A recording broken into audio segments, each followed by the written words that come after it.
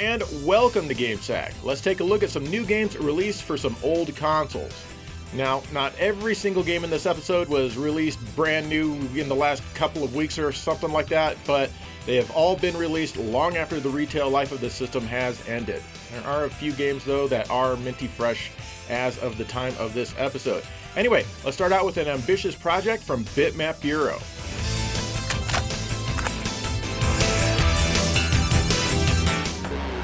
Xeno Crisis. First up is Xeno Crisis on the Genesis, released by Bitmap Bureau in 2019. This is an overhead run and gun set up in a very similar way to Smash TV. Smash TV is an overhead run and gun that's set up in a very similar way to Robotron 2084. Robotron is, well, it's Robotron. Anyway, you choose your Space Marine and off you go. In this 1 or 2 player game, you take out all of the aliens in a room. Once it's clear, you can move into the next room. The layout of the rooms is random each time you play it. You run out of ammo very quickly, but an ammo box always appears not long before that happens. Personally, I would have preferred just not to run out of ammo, but hey, it was their game to design, not mine. You also have a limited number of bombs that you can toss. Not only that, but there are many different types of weapons that you can grab that last for a short time. Some of them are good and some of them are just, yeah. Fortunately, you can drop a weapon if you don't like it.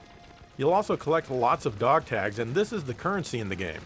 Of course, at the end of each level, well, most levels anyway, there's a boss to fight who will take a bit of work to defeat. Now, let's talk about the control in this game. It's a twin-stick shooter, but the Genesis doesn't have twin sticks. So on a 6-button controller, you can use the X, Y, A, and B buttons to shoot. X shoots left, Y shoots up, A down, and B right. It's odd, but you do get used to it after a short while. There's also a 3-button mode, but I personally prefer the 6-button method. The Z and C buttons are used for your grenades and roll move. The roll is kind of hard to pull off because you have to press it along with the direction. Often this can help you avoid the enemy projectiles. Some enemies have shields, and these need to be broken with your roll. There are often hostages to rescue, and I think these are named after the people who initially helped crowdfund the game. You can get some bonuses for rescuing them.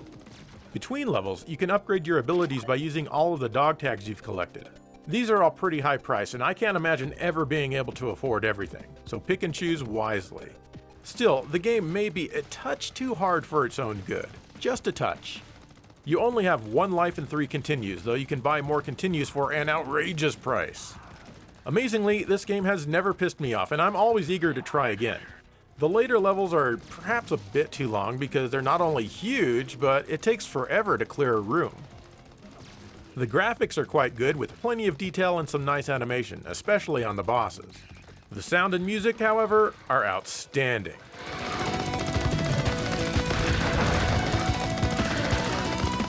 While there are plenty of voices and digital sound effects in the game, all of which are great by the way, the real star here is the music from Savaged Regime.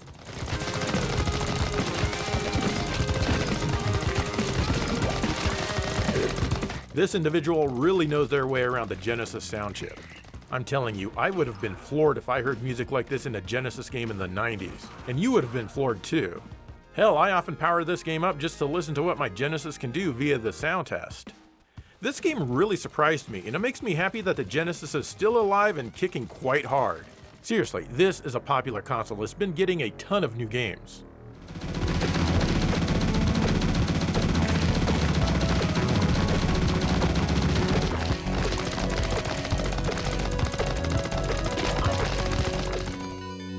Xeno Crisis also came to the Dreamcast. This is more or less just like the Genesis version, only slightly enhanced in some ways. First and foremost, the Dreamcast controller has a diamond button configuration, so it feels more natural to play a twin-stick game like this. The graphics are sharp and the colors are maybe a bit bolder. The music and sounds are pretty loud, which is typical for the Dreamcast, but they're also cleaner. Not only that, but there are a lot more voices here. One thing that was cool was that the next time I powered up my Dreamcast, I had a Xeno Crisis theme installed. The disc wasn't even in the tray. Basically, it installed some artwork to the memory card since I had the space, but it takes a pretty big chunk of it. Still, I didn't even know the Dreamcast could do this. Xenocrisis was even ported to the PlayStation Vita. Is that an old console now? Am I cheating by including this here? Oh well, I thought I'd mention this version anyway. This is more or less the same as the Dreamcast version with a few differences. It has most of the extra voices, though the opening cinematic of the game isn't voiced here. One thing that's really nice is that it works as a true twin-stick shooter with the dual analog pads. And yes, it works with the PSTV. I also like how it has the status bars on the sides of the screen. However, the frame rate seems off here as it drops and skips frames a lot, and this can make it a bit tough to play. The Vita just doesn't have the same level of power as the mighty Sega Genesis. I think everyone knows that. I've got to say that my favorite version of the game so far is the one on the Dreamcast.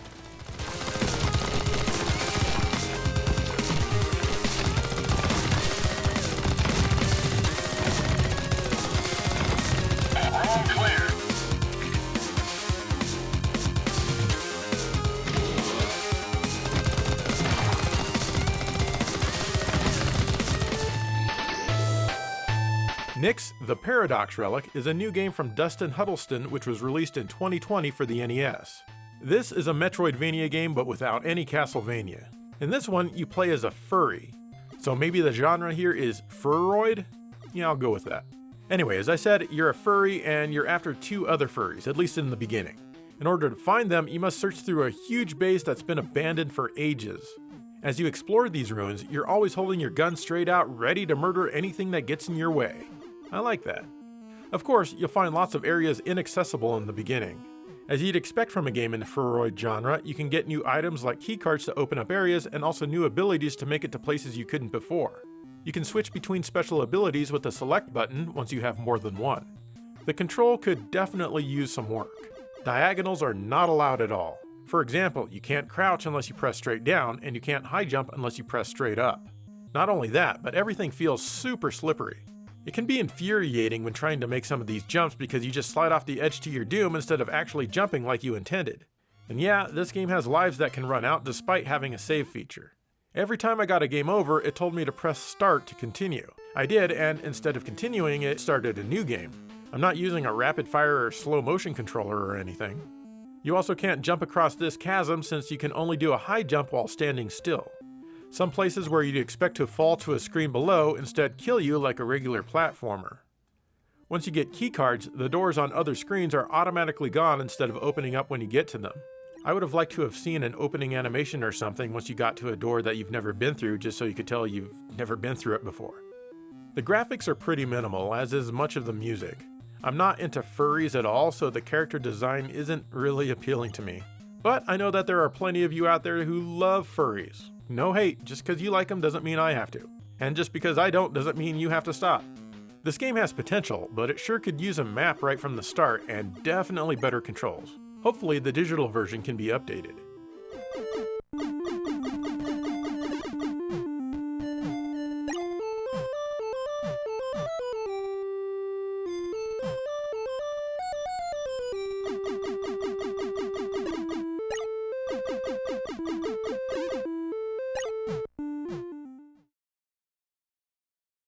As I mentioned before, the Genesis is probably one of the more popular consoles to see new releases on these days, and, well, for good reason. It's an excellent system, no matter what anyone tries to say. And this next game that we're going to look at was actually in development for the Genesis back when it was a thing, but it was canceled and it wasn't released until recently. Hey, it still counts.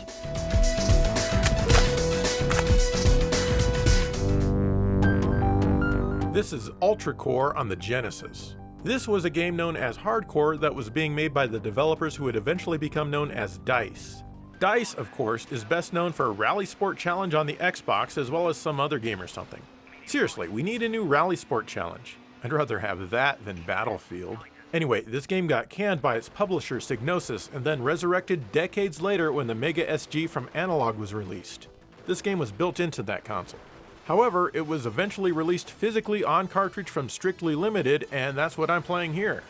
This is a Metroidvania. Actually, it's more of a combination between Contra and Metroid. So, that's right, this game is a Controid. You play as a character running and gunning his way around various levels which are laid out in a similar manner to Metroid. There are weapons that you can get which don't last long, and you also have a bomb. You can aim and shoot in most directions as well. There are things you need to interact with, like a computer to see a map, or use an ID card which can grant access to certain parts of the very long levels. Or to access a weapons cache to switch things up a bit. Or maybe a switch to activate a floor over a dangerous area. Or sometimes even to talk to people. The game controls pretty well, though I do recommend changing the controls to Free B. It just feels a little bit more natural that way. The enemies are all over the place and they are very difficult to avoid. Most are also bullet sponges. As a result, it can be easy to feel a bit overwhelmed here. The graphics are well done with lots of little touches, especially when things explode. Sadly, most of the game seems to take place inside boring corridors which become boring to look at in no time. How boring. The opening area outside looks really nice and I would have loved to see more areas like that.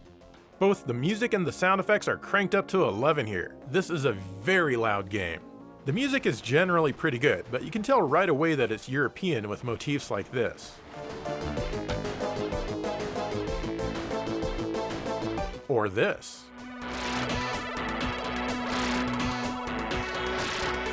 Still, it's pretty pumping. All in all, this is a good game, but I wouldn't necessarily say that it's a great game. I think I would have personally preferred a more linear experience. You can also get this on the Switch, Vita, and PlayStation 4.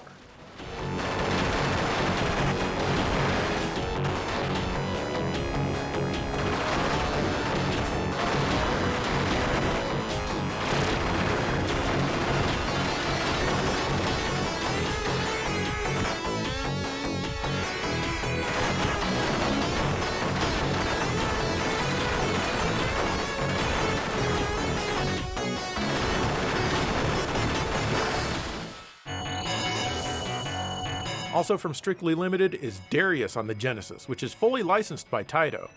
The exact story on this one is hard to source, but as best I can discern, this was a fan-made port of the original arcade. Sega picked it up and included it as a bonus game on the Genesis and Mega Drive Mini. I couldn't even get to the boss of Stage 1 in that version.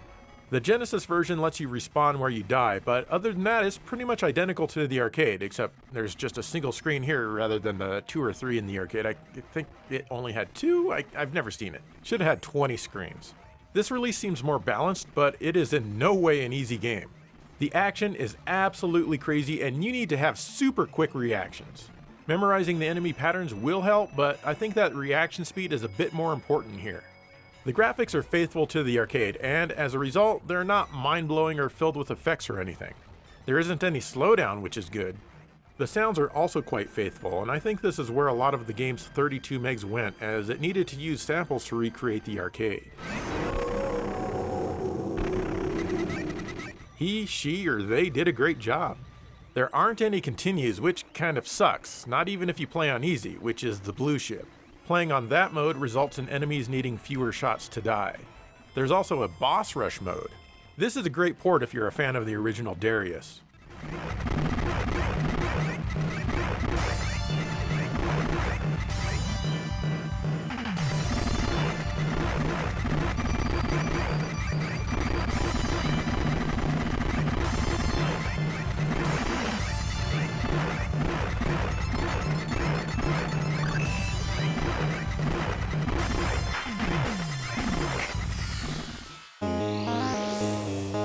Here's Centipede, one of many games now available physically for the Atari Lynx from Songbird Productions.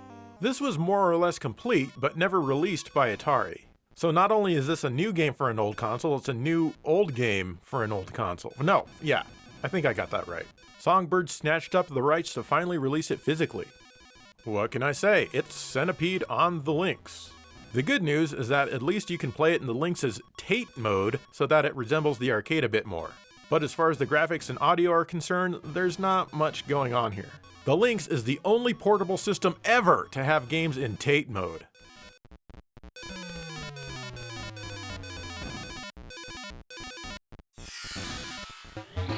Next is Fat Bobby, also for the Atari Lynx from Songbird Productions. Actually, all of the Lynx games I talk about today are from Songbird, and they even have Jaguar games available on their site if you have one of those. Thankfully, I don't. And that comment just lost me 3 subscribers. Sorry, Jaguar fans. Anyway, in this game, some evil dude comes down and steals your fellow band members for whatever reason. I guess he wasn't interested in you because you're not kidnapped and instead set out to save them by collecting musical notes. Everyone is trying to kill you and you can smash them with your guitar. They often gang up on you and toss bombs, which are difficult to avoid when there are so many enemies on screen. The time limit is very short, but you can add to it by killing enemies. Everything is extremely choppy, which, to be honest, is kind of typical for the Lynx, and it makes it very difficult to play this game for more than a few minutes. This game has potential, but it needs to be tweaked a little bit more, I think.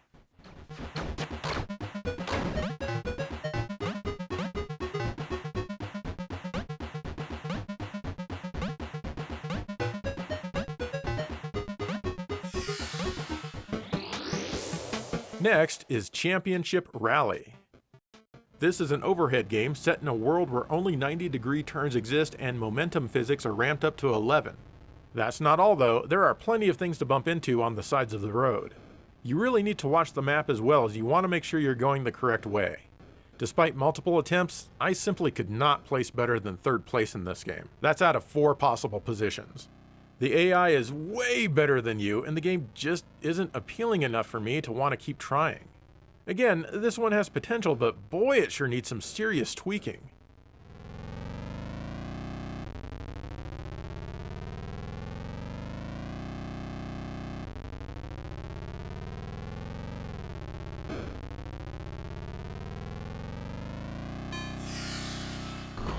Quadromania Redux is a puzzle game. It's basically a Dr. Mario ripoff. I can't complain about this one much, mainly because I generally suck at this entire genre, but if this looks interesting to you, hey, it exists. The audio is in stereo as well if you have a Lynx too. You don't see that too often in Lynx games, or here rather.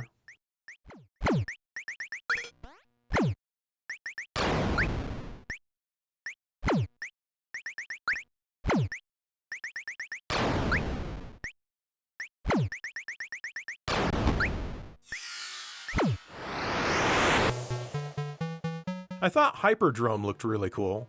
At first I thought it would be kind of like Space Harrier or Night Striker, but instead it's basically a sports game. You need to grab the crystals and return them to the goal, which is the same color as you. All the while you can shoot your opponents. You can move in all 4 directions and the option buttons will rotate you left and right. Unfortunately, it's sometimes hard to tell that you rotated when you press one of the buttons because there's no rotation animation. The game itself is baffling to play, but otherwise I really like the scaling graphics and the fact that everything is pretty smooth. Why can't all games on the Lynx be this smooth?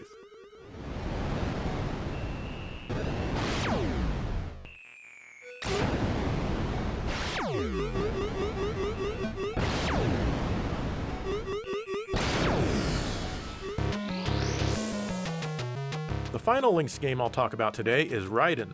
You may remember me talking about the unreleased CES version just over 9 years ago in episode 32 called Some Notable Vertical Shoot-'em-ups. Wow, we sure had some great episode titles back then. Anyway, the rights were purchased, the game was finalized, and finally released. It's a very simplified version of Ryden played in the Lynx's Tate mode. Honestly, this is probably the worst port of the arcade game for multiple reasons. First and foremost is the game is quite choppy. The controls feel like they have momentum, which is weird, and the AI definitely needs some balancing. Still, this one can be enjoyable. Just be prepared for a few situations here and there where escape from enemy fire is absolutely impossible. I don't know exactly what they changed when they finalized the game over the CES version, but I had an easier and more enjoyable time with this version than I did all those years ago. So they did something good. Check it out if you have a Lynx.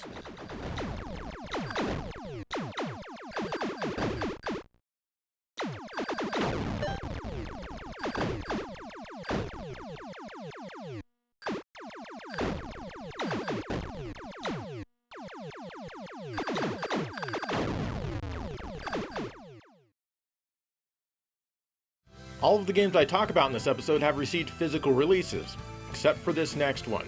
It is being sold officially, however. What game is it? Well, I'm afraid you're never going to find out until I shut up and get off the screen, which happens right now.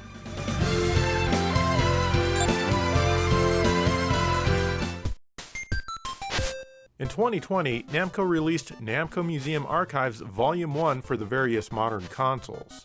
Included was a demaster of Pac-Man Championship Edition for the NES. Some crafty fellows extracted the ROM using nefarious means and criminal tools. And lo and behold, the game runs on a real NES, which is how I'm playing it here.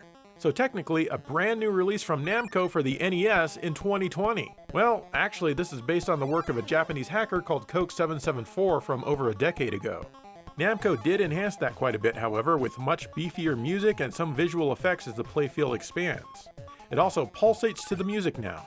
Regardless, it all still runs on a real NES if you have the means and are also an evil criminal. Basically, the way the game works is that there's a timer counting down. You do have a set number of lives, but that increases pretty easily. You munch the dots and then grab the power pellets to munch the ghosts just like regular-ass Pac-Man. Once you munch all of the available dots on one side or the other, a fruit or other item appears. Eat it and it will expand the playfield with more dots for you to chomp. Keep going and try to score as many points as you can before the time runs out. The game even saves the high score table. There's also an extra mode. Here the ghosts are faster, the power pellets are fewer, and it feels more difficult. It's still really fun though. The graphics are pretty darn good for the NES, and they do a great job of mimicking the effects of the original version of Pac-Man Championship Edition. Like I said before, the music is definitely beefy, but there don't seem to be many sound effects as a result. All of this fits into a 2 mega cart and is pretty fun to play. But unless you want to spend the rest of your life in prison getting beaten up every day because you're a nerd who likes video games, you'll want to buy Namco Museum Archives Volume 1 to play it.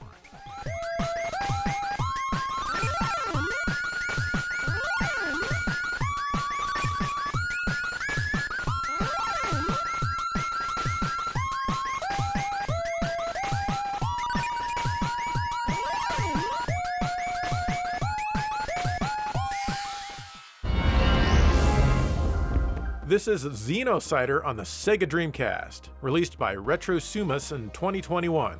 Hey, that's this year. So yes, we've already covered Xeno Crisis and now it's time for Xenocider. Anyway, there are shenanigans going on in the universe and you as a robo-person have to set everything right. There's kind of a lot to this game when it comes to the controls, so I do recommend playing through the short tutorial. Basically, you move a crosshair around to fire your gun. You have 2 Xenopods which can activate special features like more guns, a bomb, or a shield. You can dash one lane to the left or to the right with the L and R triggers. In addition to this, you can jump. It doesn't sound too bad as I describe it, but playing it is another story. In the first area, it's kind of hard to see your aiming reticle and it easily gets lost. On top of that, you're constantly having to dash left and right to avoid enemy shots or obstacles. It can also be a bit hard to judge the depth of an object and when it can touch and therefore harm you. Oh, and of course, all of this is happening simultaneously. It can be a bit overwhelming, and this is just the first stage. There are no checkpoints, so if you die, you start the level over. I also found that often my guns would just stop firing. I didn't know what was going on at first, but then I discovered that if you press A, the autofire turns on, and then if you press it again, you stop firing. That way your thumb can just worry about jumping and activating the pods. Fortunately, the stages are only a few minutes long and end with a boss fight. And these bosses can be tough as well. On each planet, you can choose which path you want to take, but they both end with the same boss. Usually one path or the other is a little easier though. On the first planet, I found the second path a bit easier mainly because I could see my crosshair better. Speaking of the aiming reticle, I used the D-pad to move it instead of the analog stick. There's no analog implemented on it, and there's motion acceleration applied either way.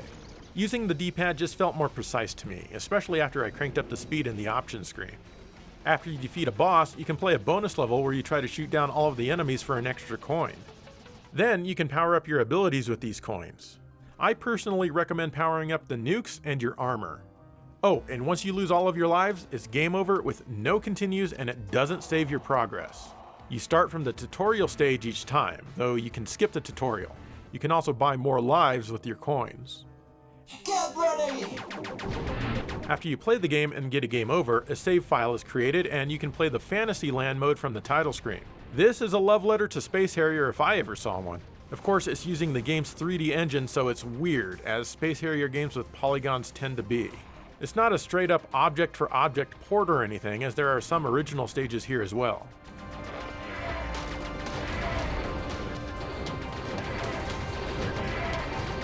Another one of the many things that you can unlock are the bonus stages. This one is basically a score attack, and your high scores are saved. Speaking of which, you should know that this game doesn't like some third-party memory cards. I had one that had plenty of space available, but I kept getting this message, which hangs around on screen for quite a while.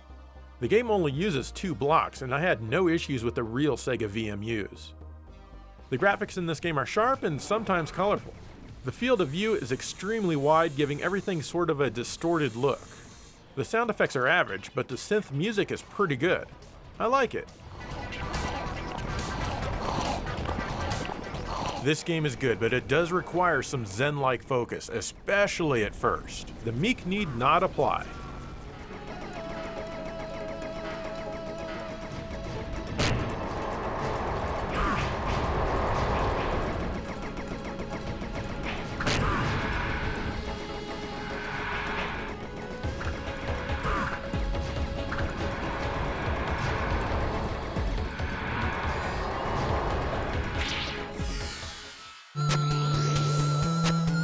Finally, we have Super Russian Roulette for the NES.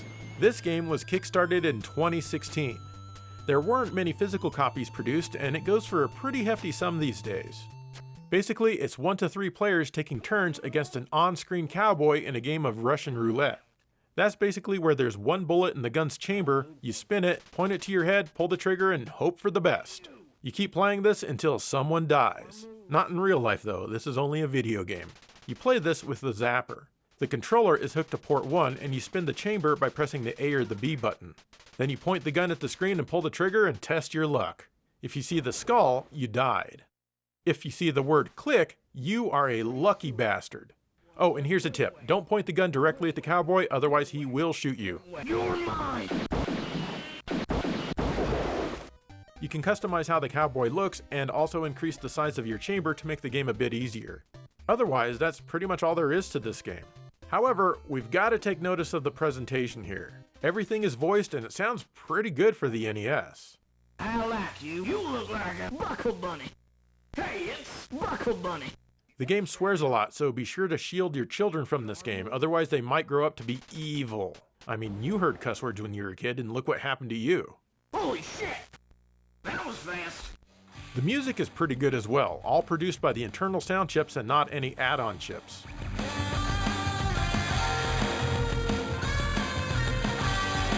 I bet you never thought back in 1987 or so that you'd ever hear the NES make music like this. That is, if you were alive and cognizant back then. The graphics aren't drawn super well or anything, but I like how animated the cowboy is. That too would have blown me away back in the day. There's really not much more to say about this game, but it's a cool party game for a few minutes, I suppose. Don't pitch fit. Your move.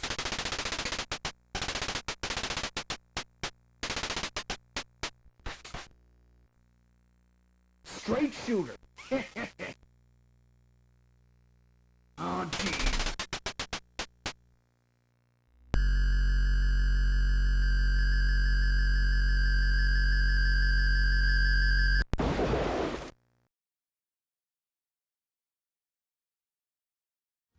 There you go, those are some new releases for old consoles. I love that new releases for these old systems are still a thing. I'm only disappointed that the Super NES and maybe the PlayStation and Saturn as well don't really see anything new. Who knows what the future holds though. Anyway, are there any new releases for old systems that you're looking forward to? If so, let me know, and in the meantime, thank you for watching GameSack.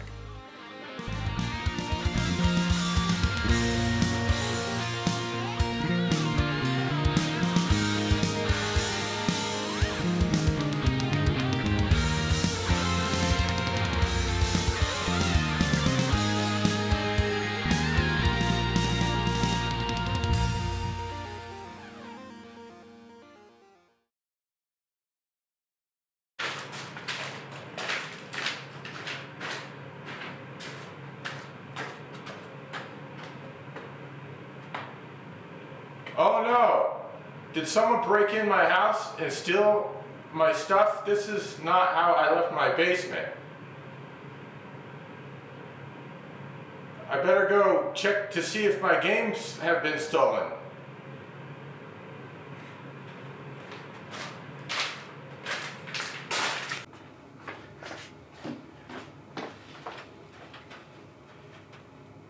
I went went into the wrong room. This isn't where I keep my games. This is where I make GameStack. They took my green screen. I guess that means no more GameStack. Oh well, I should go check on my games though.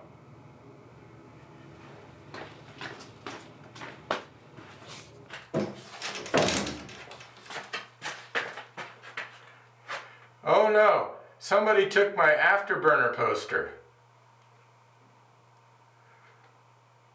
But I don't keep my games over here, I keep them on the other side of the room. We should go check to see if they're still there.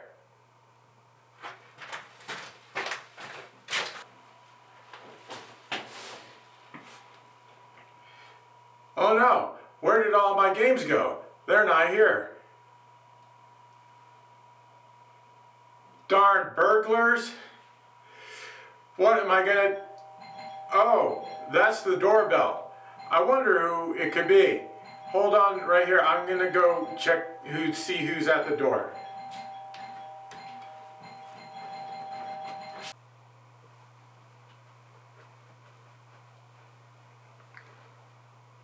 That was the burglars. They said they accidentally robbed the wrong house, so they gave me back all my games.